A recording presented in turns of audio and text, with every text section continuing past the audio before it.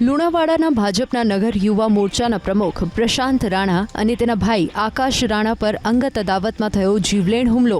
Lunawada cottage ચોકડી પાસે 10થી વધુ લોકોએ પ્રશાંત રાણા પર હુમલો કર્યો। પ્રશાંત રાણાને બચાવવા વચ્ચે પડેલા તેમના ભાઈ પર પણ હુમલાખોરોએ હુમલો કર્યો। આ હુમલામાં પ્રશાંત રાણાને કાન અને માથાના ભાગે ગંભીર ઈજા પહોંચતા પહેલા લુણાવાડાની સરકારી હોસ્પિટલ અને બાદમાં વધુ સારવાર માટે અમદાવાદની ખાનગી હોસ્પિટલમાં ખસેડવામાં આવ્યા છે।